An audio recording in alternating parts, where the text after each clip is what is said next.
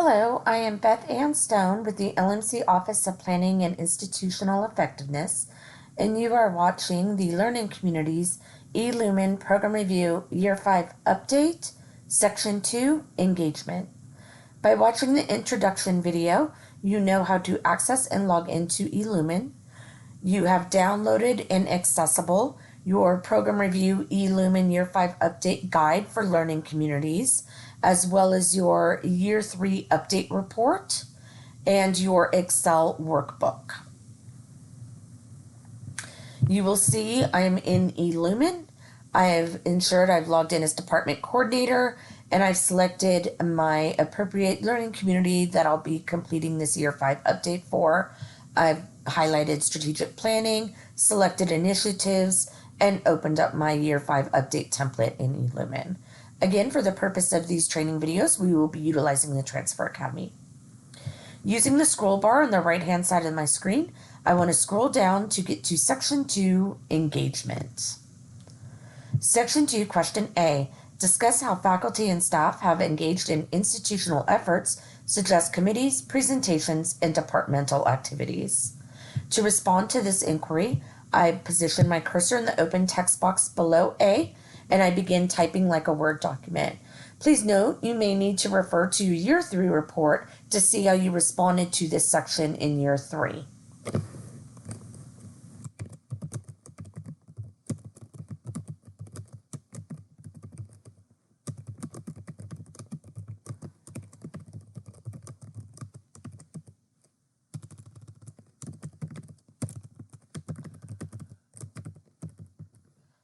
Once I am done with my response, I want to use the scroll bar on the right-hand side of my screen to go to Question B.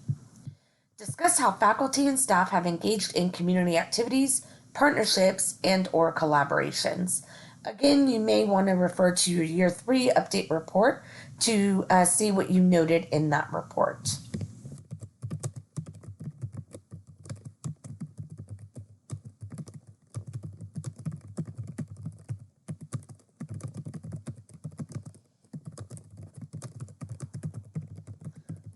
Once I am done with my response for this item, I want to use the scroll bar to scroll to Question C. To respond to this question, I position my cursor in the text box below the question. Discuss how part-time temporary employees, i.e. students, classified professionals, and adjunct faculty, are included in departmental training, discussions, and decision-making. I begin typing in the text box, again, much like a Word document.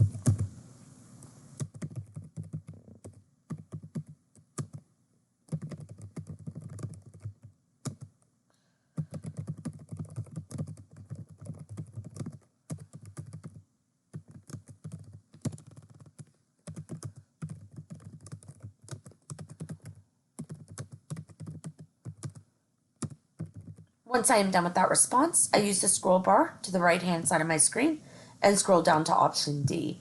Please note, Item D is only if it's applicable to your learning community, meaning that if you have an advisory board update, you must complete Section D. If you do not, you can simply position your cursor in the text box and select NA. If you do have an advisory board update, you want to make sure you include the following in your response. Provide an advisory board update and analysis, including dates of board meetings in 2019-20 and 2021, and those completed or planned in 2021-2022. Please include a brief description of the major items discussed and any action taken by your advisory board between 2019 and 2021.